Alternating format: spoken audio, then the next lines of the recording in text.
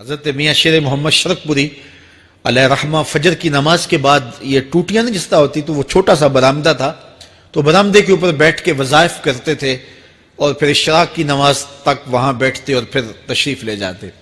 گرمی کی شدت تھی تو حضرت فرائض کی ادائیگی کے بعد وہاں چلے گئے تو نمازیوں نے آپس سے مشورہ کیا کہ یار حضرت کو عرض کریں کہ بارش کے لیے دعا کی جائے. تو حضرت جا کے وہاں اپنے وظائف میں لگ گئے تو انہوں نے کہا چلو ہم مسجد کے سین میں کھڑے ہو جاتے ہیں, حضرت توجہ کریں گے تو عرض کریں گے. تو جتنے نمازی تھے وہ سارے صحن میں کھڑے ہو گئے اور برآمدے کے اوپر میاں صاحب وظائف میں لگے. جب آپ کی نظر پڑتی نا لوگوں کی جانب تو جتنے بھی نمازی تھے سارے ہاتھوں سے اشارے کر کے کہتے یعنی دعا کرو. زبان سے نہ بولتے, ہاتھوں کو ایسے ہلاتے اور یہ کہتے کہ ادھر آسمان کی طرف اشارہ کر کے کہتے دعا کرو. میاں صاحب پھر وظائف میں لگ جاتے. پھر جب میاں صاحب کی آنکھ اٹھتی نا تو یہ سارے ہاتھ اٹھاتے اور آسمان کی طرف ہاتھ اٹھا کہتے.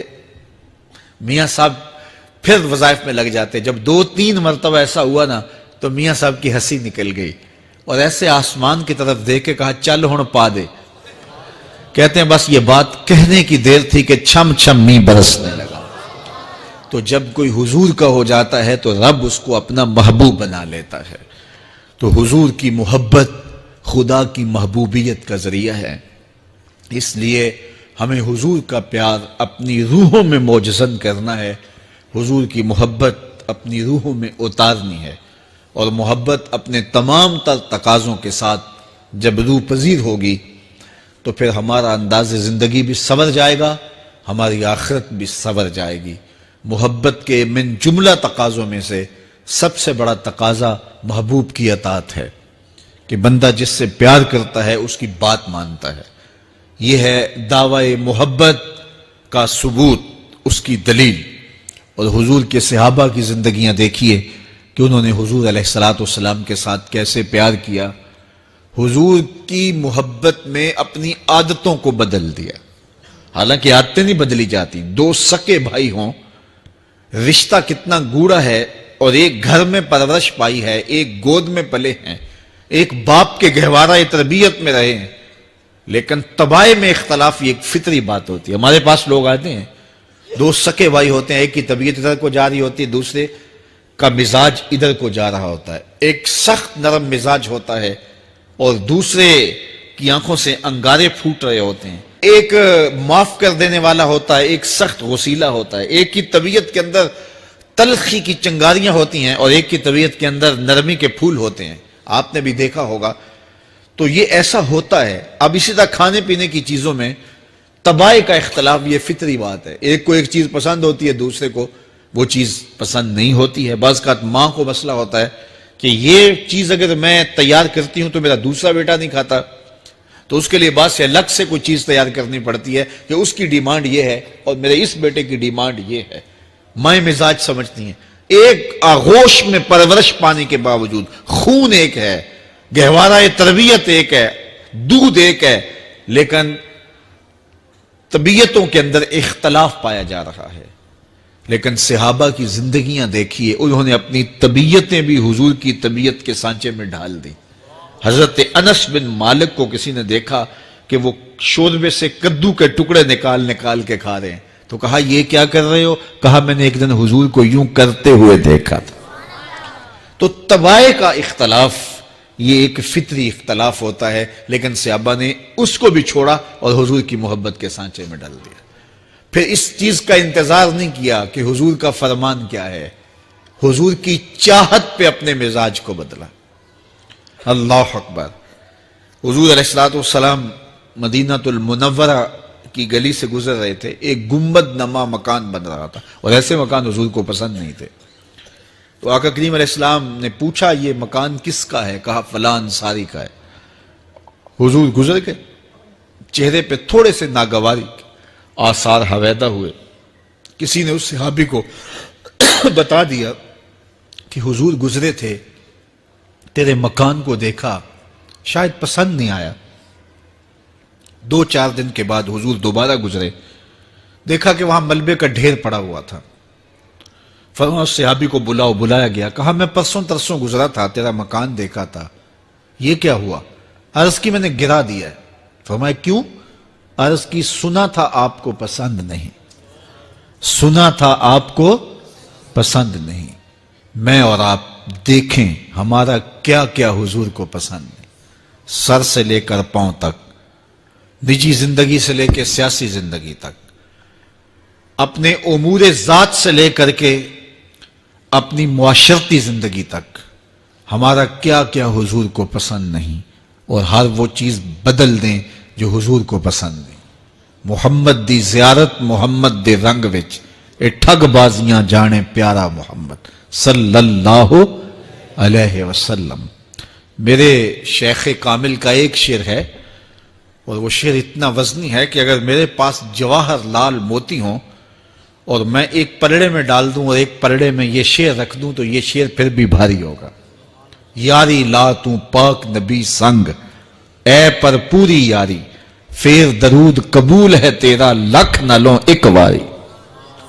1.25 لاکھ مرتبہ درود پڑھنا ایک طرف، اور ایک دفعہ حضور کی ذات پہ درود پڑھنا، ان کی محبت کے سانچے میں یوں ڈھل کر کے جو وہ کہتے ہیں وہ میری زندگی کا عمل ہے، یہ اس سے وزنی ہے، یہ اس سے بھاری ہے۔ تو حضور کی محبت، حضور کے ایک صحابی تھے، وہ حضور کو ملنے آئے، اور آئے تھے بحرین سے۔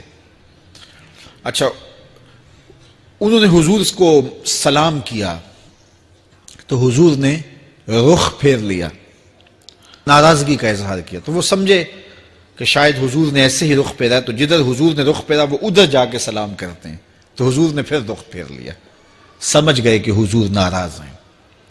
اب انہیں سمجھ یہ نہیں آ رہی تھی کہ ناراضگی کا سبب کیا ہے۔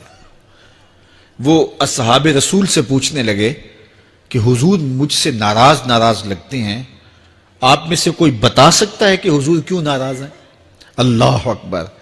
آج تو کوئی بڑا باپ ہو، مرشد ہو، استاد ہو، ناراض ہو جائے اور شاگرد کو ناراضگی کی وجہ معلوم نہ ہو تو وہ الٹا ناراض آگے سے ہو جاتا ہے کہ میں نے جرم کیوں کیا ہے کہ استاد کا مزاج بگڑ گیا ہے۔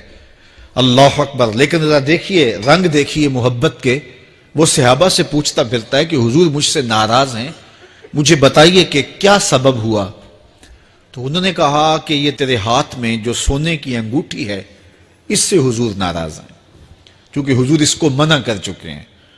امت کے لیے سونا چاندی حضور نے امت کے مردوں کے لیے منع فرما دیا، صرف 4.5 ماشے سے کچھ کم کی انگوٹھی چاندی کی، اور وہ بھی عدد میں 1 ہو، شریعت نے جائز رکھی ہے۔ اگر 2 ماشے کی 2 ہوں گی تو پھر بھی جائز نہیں۔ عورت کو جائز ہیں 10 انگوٹھیاں پہنے، سونے کی پہنے، چاندی کی پہنے، یہ اس کا زیور ہے۔ مرد کو زیور کی ضرورت نہیں ہے، زینت کی ضرورت نہیں ہے، لہذا مرد کے لیے 1 انگوٹھی رکھی گئی ہے، وہ بھی اس لیے کہ اگر وہ کہیں مشکل میں ہو تو اس کو بیچ کر کے 2 وقت کا کھانا لے سکے۔ باقی اس کے لیے انگوٹھی 4.5 ماشے سے کم کا چاندی یا سونا 1 ماشا ہی کیوں نہ ہو، اس کے لیے جائز نہیں ہے۔ تو اس نے سونے کی انگوٹھی پہن رکھی تھی، لیکن اسے حرمت کا پتہ نہیں تھا، تو اس نے کہا کہ حضور مجھ سے کیوں ناراض ہیں؟ تو صحابہ نے کہا شاید یہ اس انگوٹھی کی وجہ سے ناراض ہیں۔ تو اس نے یہ نہیں کہا کہ مجھے تو پتہ ہی نہیں تھا، میرا کیا قصور؟ خیر، اس نے انگوٹھی اتار کے حضور کو پیش کرتے کہا حضور آپ اس وجہ سے ناراض ہیں؟ حضور نے انگوٹھی پکڑی اور ایسے پھینک دی، ناراضگی کی وجہ ختم ہو گئی، وہ بیٹھ گیا، بات شروع ہو گئی۔ اللہ اکبر! جب سلسلہ کلام ہوتا رہا، جب مجلس برخاست ہوئی، لوگ اٹھ کے گھروں میں جانے لگے، وہ بھی اٹھا اور الٹے پاؤں سے پیچھے چلا، تو کسی نے اس کو کہا وہ انگوٹھی تو اٹھا لو، سونے کی انگوٹھی ہے، قیمتی ہے، چلو تمہارے لیے پہننا جائز نہیں، تمہاری بیوی کے لیے تو جائز ہے۔ تو اس نے کیا جواب دیا سنیے، اس نے کہا واللہ لا آخذہ وقد طرحہ رسول اللہ صلی اللہ علیہ وسلم، اللہ کی قسم میں اس انگوٹھی کو کبھی بھی نہیں اٹھاؤں گا جس کو میرے حضور نے پھینک دیا ہے۔ تو یہ تھی ان کی محبت، یہ تھا ان کا انداز۔ تو آئیے میں اور آپ حضور سے اگر محبت کرتے ہیں تو حضور علیہ السلام کا طرز زندگی، حضور کا انداز معاشرت اختیار کریں۔ کثرت کے ساتھ مائیں بہنیں بیٹیاں بھی موجود ہیں، وہ بھی اپنی اولادوں کی تربیت اس نہج سے کریں کہ وہ حضور کی سنت، حضور کی سیرت اور حضور کی اتباع کے سانچے میں ڈھل جائیں۔ زندگی کا مقصد ہی یہی ہے۔ آئے، بڑے ہوئے، جوان ہوئے، بوڑھے ہوئے، چلے گئے، ہم سے پہلے بھی چلے گئے، ہم بھی چلے جائیں گے، بعد میں آنے والے بھی چلے جائیں گے، لیکن حقیقی کامیابی اس کو نصیب ہوئی جس نے اس دنیا پہ آ کے دنیا کی زندگی کے مقصد کو سمجھا۔ ہم آئے کیوں تھے، زندگی کس لیے ہمیں دی گئی تھی۔ اکبر الہ آبادی نے کیا ستھری تنقید کی تھی، کیا بتائیں احباب، کیا کارنمایاں کر گئے، بی اے کیا، نوکر ہوئے، پینشن ملی اور مر گئے۔ یہ کوئی کام نہیں ہے، ہماری زندگی کا کوئی مقصد ہے جس لیے ہم انسان ہیں، اشرف المخلوقات ہیں۔ دیکھیے گدھا سارا دن بوجھ اٹھاتا ہے، اللہ اکبر۔ میرے صاحب نے گدھے سے بھی ایک موازنہ کیا ہے کہ سارا دن جو ہے وہ بوجھ اٹھائے اور کام کرے، اور پھر مالک اس کو غذا بھی نہ دے، وہ جا کے روڑیوں سے اور باہر سے جا کے چر کے پھر آ کے کام مالک کا کرے، مالک اس کو دے بھی نہ، اور وہ باہر سے کھا کے آئے اور کام مالک کا کرے۔ تو اگر بندہ ہو کے، انسان ہو کے اگر نہ کرے تو میرے حضور نے ایک لمبی ربائی ہے، اس میں آخر میں لکھتے ہیں، تو چنگا یعقوب یا کھوتا تینوں شرم نہ آوے، کہ اگر وہ ایک گدھا بھی کام کرے، اپنی پیٹھ پہ بوجھ لا دے، اور تو اپنے مالک کے لیے کچھ نہ کرے، اور ساری نعمتیں مالک نے تجھے دی ہیں اور عزتیں اور آبرویں تیرے نام کی ہیں، اور تو اس کا حق ہی ادا نہ کرے، تو پھر کس طرح تیرے سے، تو پھر اولئک کل انعام بل ہم اضل، فرمایا تو چوپایا ہے بلکہ چوپایوں سے بھی بدتر ہے۔ تو میں اور آپ اپنے آپ کو انسان ثابت کریں، آج موقع ہے۔